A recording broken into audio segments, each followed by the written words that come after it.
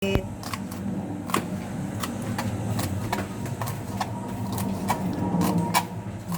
dito, juicer. Juicer. Tapos the apple. Hugasan ko na kanina itong mabuti. Ngayon hugasan ulit. To make sure na talagang malinis na malinis. Kailangan sasama ang balat kasi ang sustansya niya nasa balat. Kasi sila yung mga butong ganyan.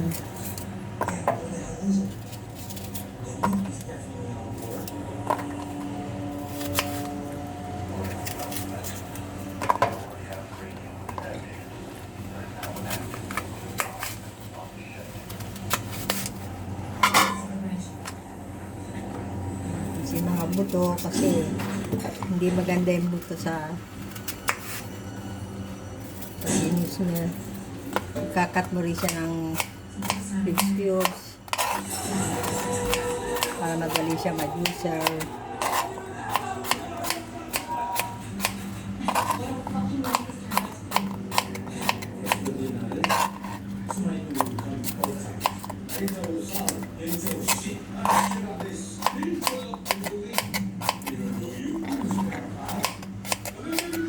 Ito medyo malalaki yun, depende sa'yo kung ano gusto mo. Kasi makakasya sa loob ng juicer. Then carrots. Iwawas ulit. Kanina nawas na itong mabuti. Iwawas ulit. Hindi ko na siya babalatan kasi ang balat ito nakasustansya. Total juicer lang. Ilit lang naman to. Ganyan din hiwa. Ilit lang din. Basta yung kakagat yung juicer mo. Hindi kaya niyang i-juice. 3 carrots ang ilalagay natin pati nga juicer to para maraming juice matas. Hindi na siya binalatan. Sustansya kasi niya nasa balat.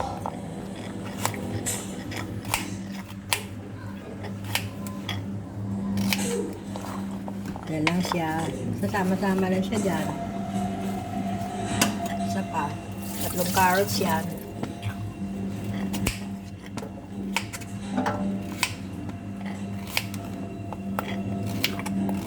So, kung ano lang kayang i-juicer.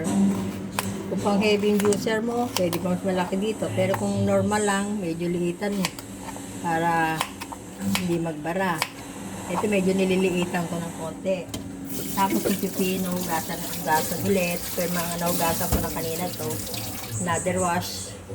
To make sure na talaga malinis ang gulay natin. Hati ko siyang ganyan. O, kung gusto nyong alisan ng buto, pwede ah. Pero kung sasama ko na yung buto, ito juice naman siya. Ganyan na. Sama-sama na siya dyan. Kaya yung sa aming buto, alisin nyo.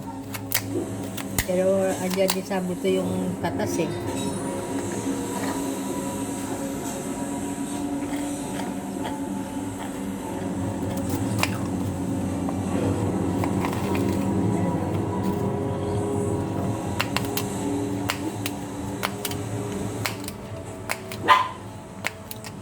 Pero kung i-blender ko to, alisin ko talaga yung buto.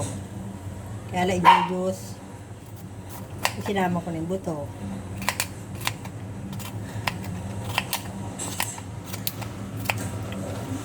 Yan. Tapos ito pinaka the best dyan, itong beetroot. Maraming benefits, anti-cancer, anti-inflammation, pag-improve ng immune system. Pwede rin hindi na balatan to, kaya lang ako gusto ko balatan siya. Manipis lang naman ang balat ito, ganyan lang. Total, juicer lang naman, kahit hindi balatan pwede. Pero kung binalatan ko na ng bahagya, ito pinaka masustansya.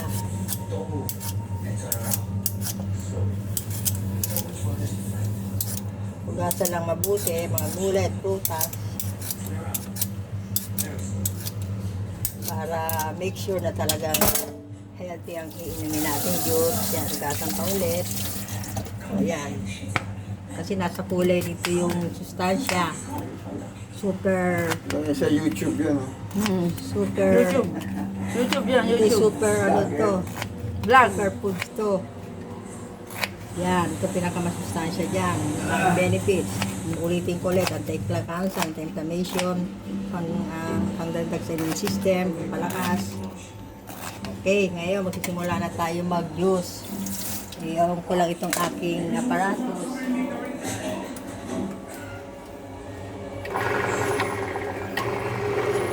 Yan. Unahin ko yan. Depende sa kung ano gusto nyo unahin.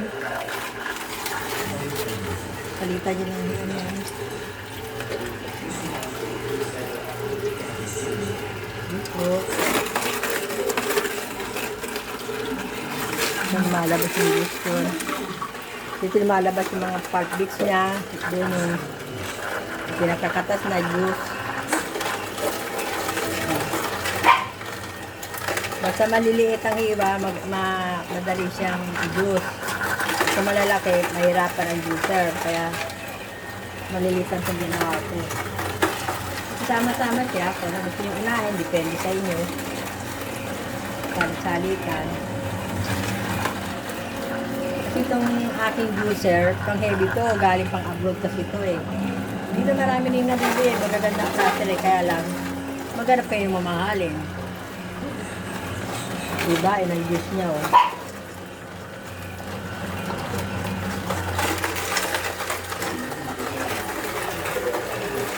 So, dire-diretso lang.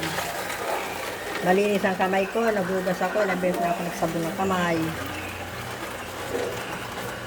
Kailangan ko na lahat yan. Kaya lang, sama-sama lang siya. Ang heavy nga itong juicer na to, kaya kaya. Nalilit pa itong ginawa ko. Ay, nahulog sayang, hugasan.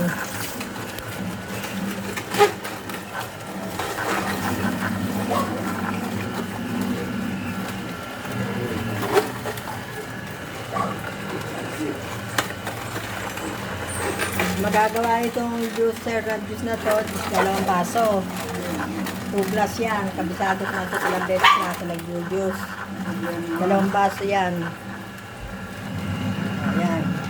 Ako, ubos na lahat yung gulay, yung prutas at gulay natin, wala na. Kaya ayan na. Hintayin lang hanggang sa may wala nang lumabas. Sa pag-i-stop. Ayun, may lumalabas pa konti-konti. Ayan, dami pa lumabas na fiber yan. So, ayan, medyo wala na. Silipin ko.